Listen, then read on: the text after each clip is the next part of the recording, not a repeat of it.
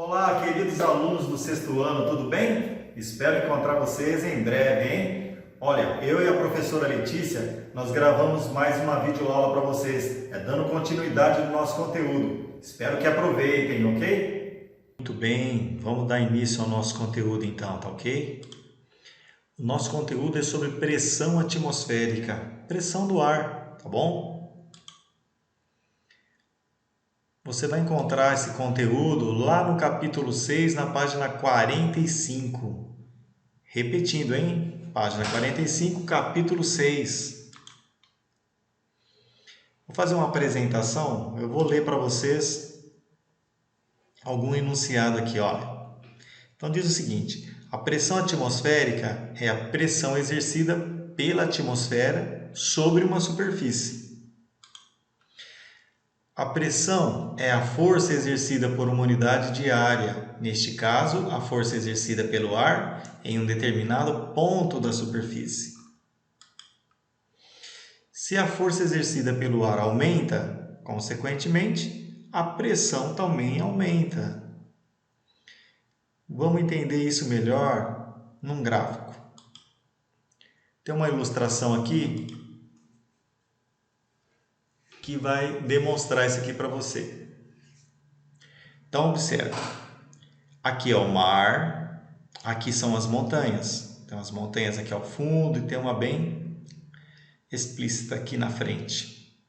Aqui tem uma coluna em vermelho. Isso aqui está representando a coluna de ar, desde o início do ar atmosférico até aqui no nível do mar. Então, aqui é o nível do mar, é onde a gente encontra o mar. Aqui tem uma montanha e tem uma outra coluna, porém essa coluna é menor. Uma coluna de ar menor representa uma quantidade de ar menor. Consequentemente, uma quantidade de ar menor, menos pressão. A coluna de ar aqui é maior, representa uma maior quantidade de ar. Portanto, mais pressão. Então, resumindo, quanto menor a coluna de ar, menor é a pressão. Quanto maior a coluna de ar, maior é a pressão. É tranquilo, né, pessoal? Aqui é o nível do mar. Quanto mais alto, ó, a coluna sendo menor, coluna de ar, né? A coluna sendo menor, menor a pressão. Aqui também representa a coluna de ar. Quanto maior a coluna de ar, maior a pressão exercida sobre a superfície. Quando ele fala que a pressão é exercida sobre uma superfície, é essa aqui. Aqui na nossa figura, a superfície aqui é o mar e aqui em cima da montanha é o pico da montanha, a superfície aqui. Ok? Vamos para frente. Esse sujeito aqui você conhece, né? Eu vou fazer um experimento na qual a ideia é mostrar que essa pressão do ar ela é exercida em todas as direções. Não é apenas de cima para baixo. Às vezes a gente olha aquela figura, né, do anterior, aqui, ó, dá a impressão que a coluna de ar é só de cima para baixo, mas não é. Na verdade, a pressão exercida pelo ar é em todas as direções, inclusive de baixo para cima. E esse experimento aqui é para demonstrar que o ar exerce uma pressão de baixo para cima também. Qual que é a ideia então? Peguei um copo com água, tá? E metade de uma folha sulfite. Então, quando você pega essa folha sulfite, coloca em cima desse copo com água e vira o copo de cabeça para baixo, a pressão do ar exercida de baixo para cima não deixa a folha cair. Você já deve ter visto esse experimento, né? Para quem não viu, vou demonstrar aqui. Acompanhe.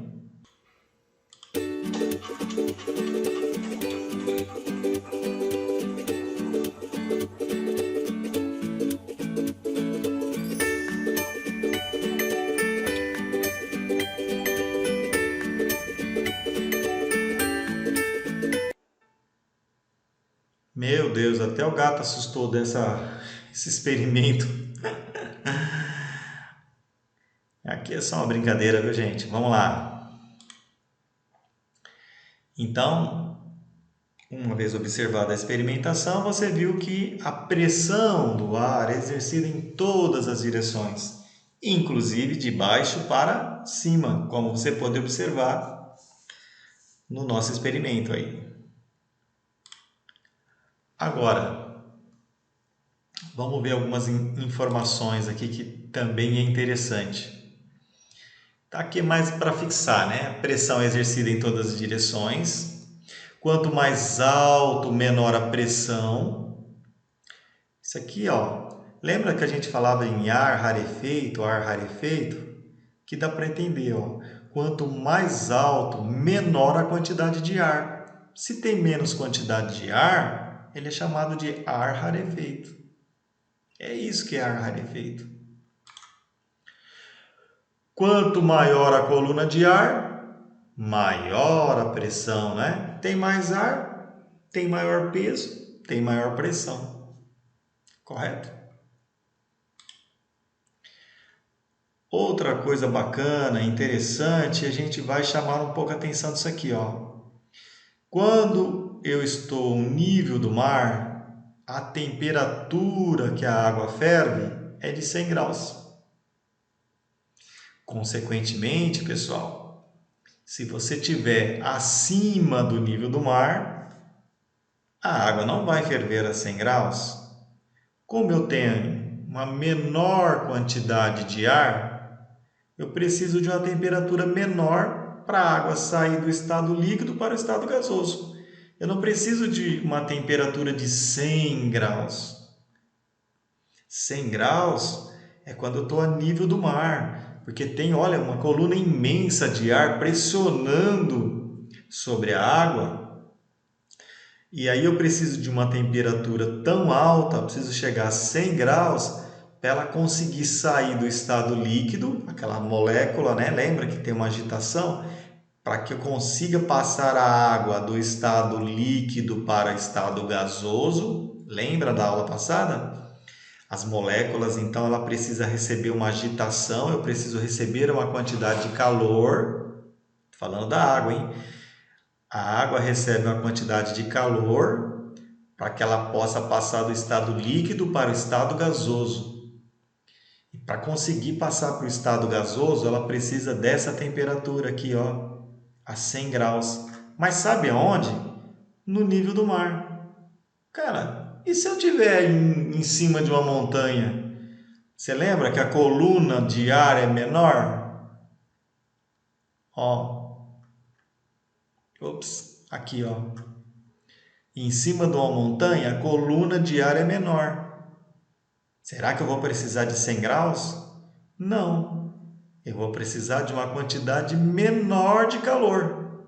Então, em cima de uma montanha, a água ferve a uma temperatura menor que 100 graus. Tá bem óbvio aqui, ó.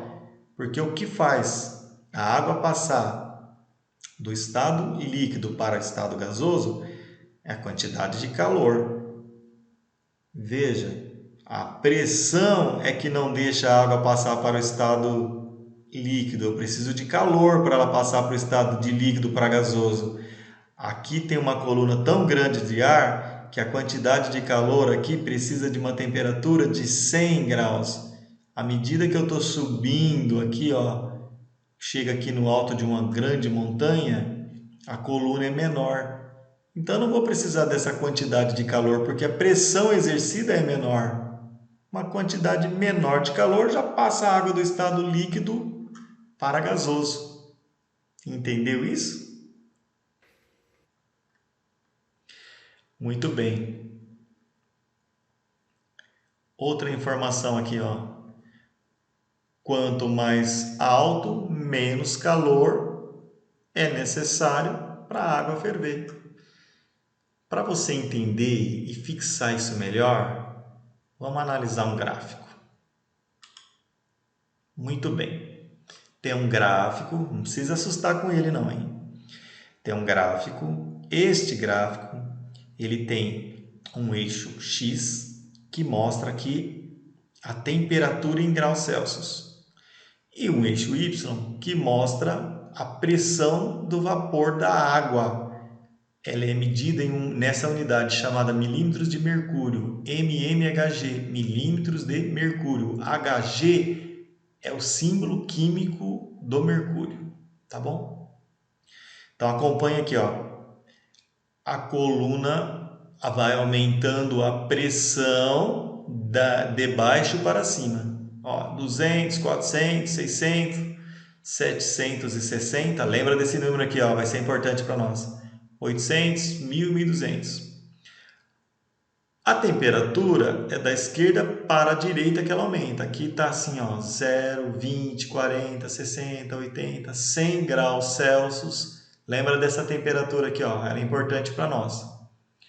120.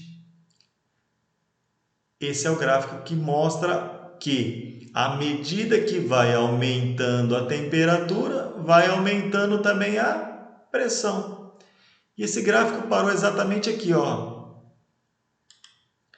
Ao nível do mar, a pressão atmosférica equivale a 760 milímetros de mercúrio. Significa, se eu acompanhar o gráfico aqui, ó, tá vendo a seta? Olha onde ele vai dar aqui, ó. 100.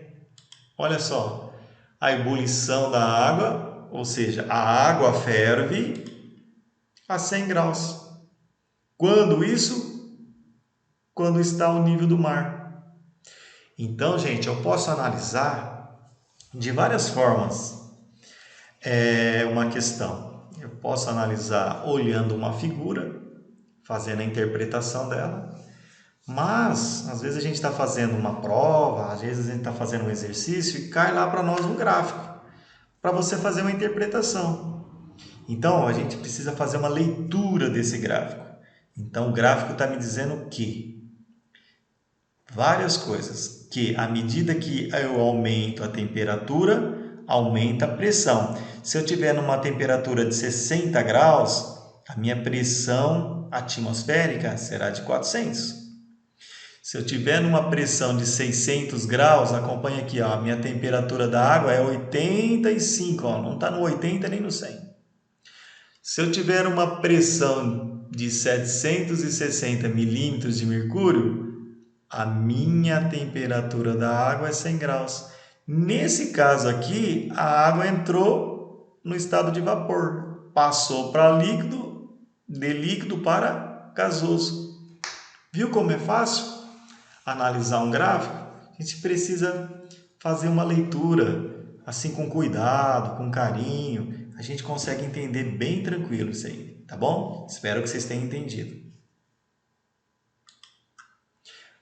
Outras observações, olha pessoal, quando eu falo em pressão atmosférica, estou falando que a pressão atmosférica ela é igual a 760 milímetros de mercúrio quando está no nível do mar. Ou seja, 760 milímetros de mercúrio também é igual a 1 atm. Veja que eu tenho outra unidade de medida, que são equivalentes. Então, veja lá, eu posso pegar esse número, ó, 760 milímetros de mercúrio, que é o Hg, vai ser exatamente igual a 1 atm. Que significa atm? Atmosfera.